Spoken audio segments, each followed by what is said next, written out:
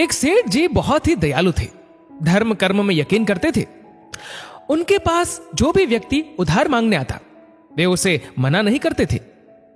सेठ जी मुनीम को बुलाते और जो उधार मांगने वाला व्यक्ति होता उससे पूछते कि भाई तुम उधार कब लौटाओगे, इस जन्म में या फिर अगले जन्म में।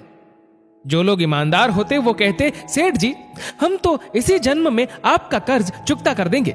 और कुछ लोग जो ज्यादा चालाक व बेईमान होते वे कहते सेठ जी हम आपका कर्ज अगले जन्म में उतारेंगे। और अपनी चालाकी पर वे मन ही मन खुश होते कि क्या मूर्ख सेठ है, अगले जन्म में उधार वापसी की उम्मीद लगाए बैठा है।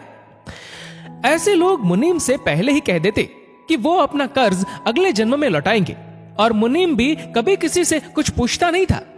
जो जैसा कह देता मुनीम वैसा ही बही में लिख देता। एक दिन एक चोर भी सेठ जी के पास उधार मांगने पहुंचा। उसे भी मालूम था कि सेठ अगले जन्म तक के लिए रकम उधार दे देता है। हालांकि उसका मकसद उधार लेने से अधिक सेठ की तिजोरी को देखना था। चोर ने सेठ से कुछ रुपए उधार मांगे। सेठ ने मुनीम को बुलाकर उधार देने को कहा। मुनीम ने चोर से पूछा भाई इस जन्म में लौटाओगे या अगले जन्म में।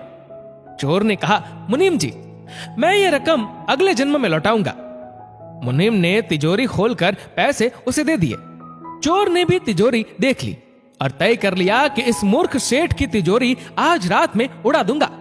वो रात में ही सेठ के घर पहुंच गया और वहीं भैंसों के तबेले में छिपकर सेठ के सोने का इंतजार करने लगा। अचानक चोर ने सुना कि भैंसें आपस में बातें कर रही है और वह चोर भैंसों की भाषा ठीक से समझ पा रहा है।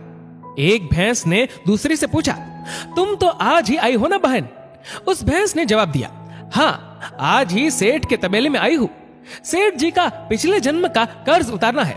और तुम कब से यहाँ हो। उस भैंस ने पलटकर पूछा तो पहले वाली भैंस ने बताया मुझे तो 3 साल हो गए हैं बहन, मैंने सेठ जी से कर्ज लिया था ये कहकर कि अगले जन्म में लौटाऊंगी। सेठ से उधार लेने के बाद जब मेरी मृत्यु हो गई तो मैं भैंस बन गई और सेठ के तबेले में चली आई। अब दूध देकर उसका कर्ज उतार रही हूं।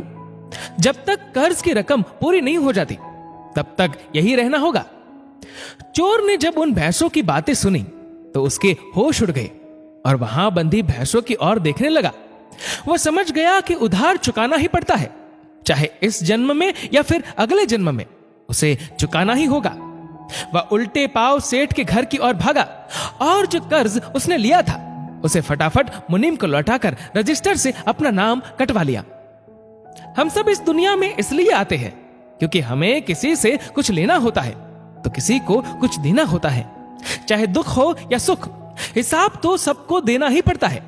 यह प्रकृति का नियम है। दोस्तों इस वीडियो को लेकर आपकी क्या राय है नीचे कमेंट करके जरूर बताएगा। और अगर आपको वीडियो अच्छा लगा हो तो इस वीडियो को लाइक करेगा, शेयर करेगा ज्यादा से ज्यादा लोगों तक। और ऐसी ही और भी इंस्पिरेशनल वीडियोस के लिए सब्सक्राइब करें हमारे यूट्यूब चैनल को और फेसबुक पर फॉलो करें हमारे पेज को। धन्यवाद।